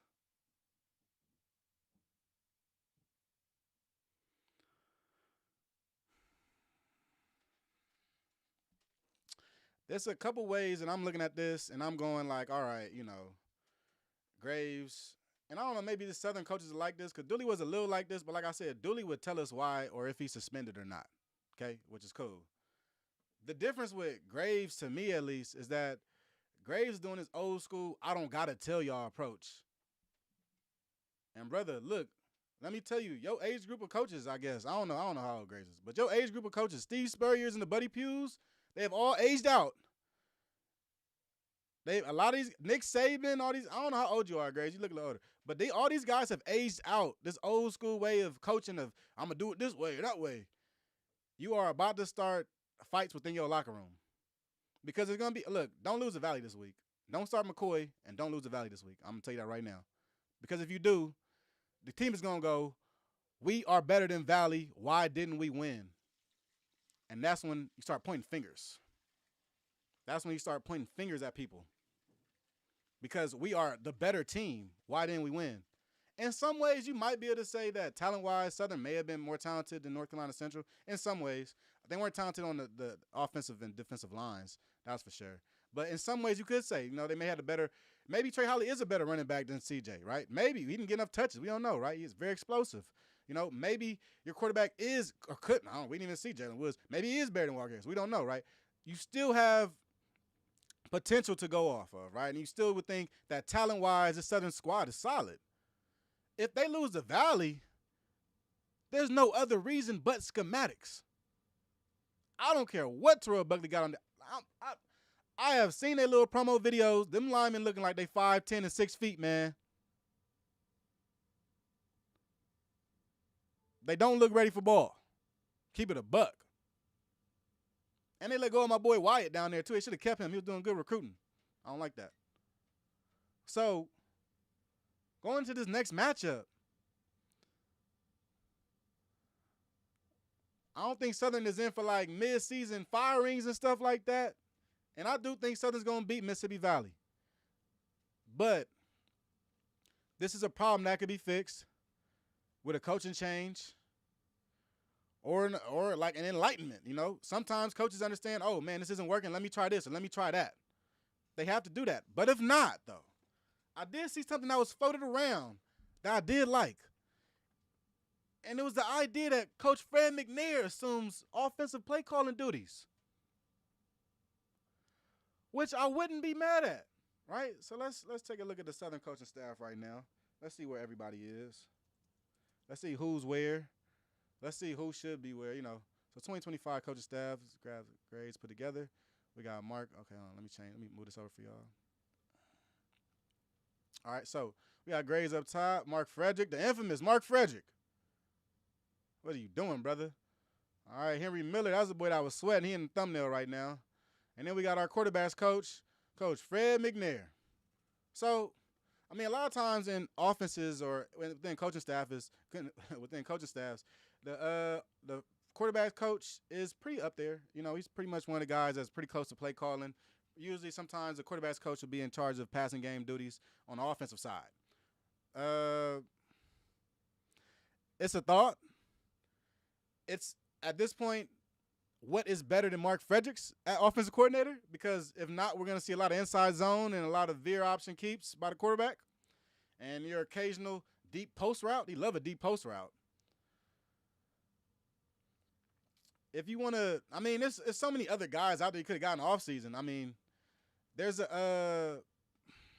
in some ways, there's a thinking of why didn't you do this in the off season? Like, this could have been done, right? You could have already got there. Why didn't you already do this? So when you look at this, you go, okay, there's a guy up at University of Arkansas Pine Bluff, right? His name is Tony Hole. He was a former offensive coordinator at Grambling, right? And Southern loves it. Southern and Grambling love to just flip-flop coaches. They do that all the time. Eric Dooley, everybody, Collins, Rollins, whatever. They go back team to team. Tony Hole was at UAPB last year. Mekhi Hagan threw for like 2,600 yards. They had a receiver named Giovanni Gibson that caught for like 1,400 yards. Probably the best receiver in the SWAC last year. He ended up going to Oklahoma. Tony Hole was right there.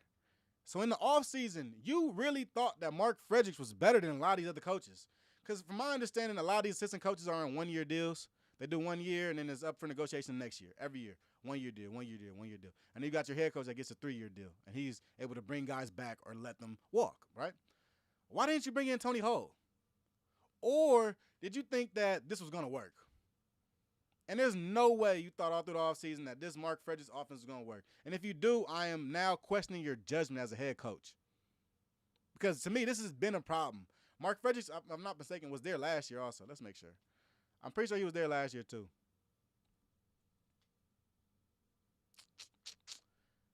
Okay, never mind. Entering his first season on the Bluff will serve as offensive coordinator. Also, he did the same thing last year at Fredericks served as assistant head football offensive coordinator for Prairie A&M. Oversaw, 21, 23. All right, yeah, and that's the year they had a funky quarterback that had some weird throwing, passing stats and stuff. Yeah, I remember that now. He's a good rushing. Look, he should probably be your run game coordinator. not your offensive coordinator, right? Because PV did do a good job on the ground when he was there. Like them 2021, 2023 seasons, it wasn't all about the quarterback. Even when Juwan Pass was there, it wasn't about him, right? It was about the rushing attack. They had a good rushing attack. So I get it, right, bringing him in, but maybe he's the running game coordinator. And if you want to think about it, all Southern did was run the ball. Did they do anything different well on offense? Didn't pass the ball well. They didn't necessarily block well, but they ran the ball well. The running backs ran the ball well. And when the running backs were in one-on-one situations, they did what they were supposed to do, which works out good in most times, right? Let me make sure I wasn't skipping on nothing else. So with Southern, really, you take this with a grain of salt, right? This game, you take this game and you keep on moving. There's no way that you can just say our season is lost because of this. But you really, really got to think about what's going to happen the rest of this season, right? And if a game like this happens in the SWAC, right, which would be your worst nightmare, going to the SWAC and you get somewhat dominated. This is where you don't want to be, right? You don't want to be in a position of, dang, we got the players, but we can't coach them up. That is the worst position to be in the middle of the season, right? I'd rather have a quarterback problem where maybe our backup quarterback is better than our starter, rather than we can't run the right plays to win football games. Because essentially we're scoring touchdowns on accident. We scored on an inverted veer on a keep, okay, sure. Who would count that as a 60-yard touchdown? Not me. Then you run inside zone and score a touchdown. Who would count that as a touchdown? Not me. I think every other offensive coordinator would account for maybe on an inverted quarterback run keep out of Wildcat. You can guess 10-plus yards, maybe 15 yards. You wouldn't think 60, right? On an inside zone run play, typically, you're getting 4 yards, right? There was a missed tackle, so he scored a touchdown. You can't think that's sustainable, though. It doesn't even look sustainable. If you watch the Southern offense, they can't cross half field, which is the biggest problem for them, right? Let me get into this chat real quick, though, man. Scroll up, son. Emmett Jones. Kelly sent some modern-day Bosco and Centennial prospects from Cali to the SWAC. Now, basically, you got top prospects, but no coaching, right? And I think that's kind of, the boot. Louisiana, y'all get out a lot of good prospects every year. They go to LSU and different things like that. But when they come back or when they bounce back is when y'all usually take advantage. And I'm not saying y'all take advantage of this talent y'all getting right now, man. Y'all say Deacon Jones is a JUCO coach. Y'all crazy, man. Easy Coat member, bench McCoy. Yeah, I think McCoy can't be there. He at least can't start. McCoy should have his packages, and he just like last year with JSU, he has good packages. He can break open games for you. He should still be a part of this offense. But, he should not be starting this next game versus Valley. No, I don't. I don't agree with that. I think that we're at a point now where we see that there needs to be a different tune on offense. And Valley, quite honestly, got a lot of film on Cam McCoy. I'm sure Valley's going to stop this Wildcat next week, or this week coming up. Valley will stop the Wildcat. I'm pretty sure. That's all you got to see for 4 quarters. Literally, that looks like your offense. So that's what I'm going to try to stop, right? Gotta think that. Going through it. Holly has no case. He waiting for a judge. That dad didn't play for LSU. Also, dropped on him. Okay. So Holly's waiting on the case right now. That's tough. So the whole season he's gonna be like that. That's really tough. Kind of like in no man's land. That's tough. Because then they kind of slam the gavel at any time, which makes it a little worrisome. I'd rather Holly and them I'd rather the case is figured out before the boy playing, rather than he has a good year, rest of 600-700 yards, and then week 6, the judge slams the gavel, and now he can't play anymore. I would hate that for Holly, man. Great player. Yeah, like Emmett Jones says, yeah, let Holly beat that case and he probably leaves next year. Yeah, I mean, I saw this game. I'm going to be 100% real with y'all, bro. I saw this game, and I'm like, yeah, this is probably Holly's audition to go back P4. Keep it a buck, right? But they didn't give him enough touches to even do that. I mean, he had a good run, but to say he ends the game with 20 rushes, maybe he has more yards. But, yeah, this year to me is just a trial year for Holly to go get a look at P4s. He's probably out of here. Keep it a buck. After this, they probably come calling.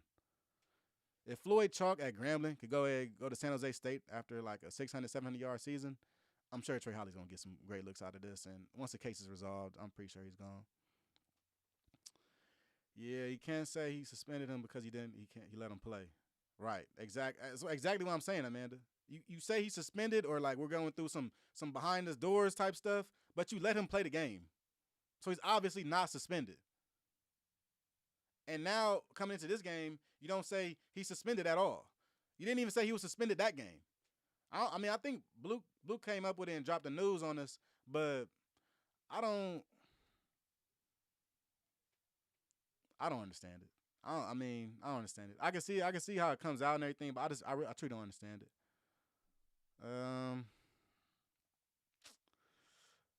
Fred actually got a say in play calling now. I'm pretty sure you do. Amanda said the volume was just low. Okay, it wasn't bad. Okay, good. Unstoppable 25, man. What's going on? And if Southern thinks they are going to win a game by leaning and depending on that run game with that LSU running back or a package for Cam McCoy, they're going to be in trouble. They are going to be in trouble. I think this next week, if Cam McCoy gets a start for them, we're going to see that. Because once Valley proves they can stop it, I think that's when all the ears go up. And you go, well, hold on. Valley can stop us now? Wait, Valley? So, yeah, I think there's no way you bring back that Wildcat again this week. Just in certain packages. If you try to play the whole game with it, no way. I think the only reason why you scored against Central running this package is because you caught Central off guard and because it's the first game of the season and sometimes you have trouble tackling the first game of the season. Just keep it a buck. First game of the season, you ain't tackle nobody full speed more than 5 times in training camp. You're going to have a hard time going to get somebody that's a bigger size than you trying to tackle them, right? So that happens. Poor tackling happens in week 1 and week 0. It's understandable. But I think that this they probably would have 0 points to keep it a buck. Probably be 0 points if Central game planned for this Wildcat attack. I think Central had no idea that Southern would come out in a Wildcat attack, which is, I think nobody would thought this was coming, to be honest. Southern soft in the middle, got an old coaching staff. That's a fact. They do got an old coaching staff. The coaching staff look like a bunch of OGs, man. Shout out my OGs too, but man, look at these dudes. Look at these studs.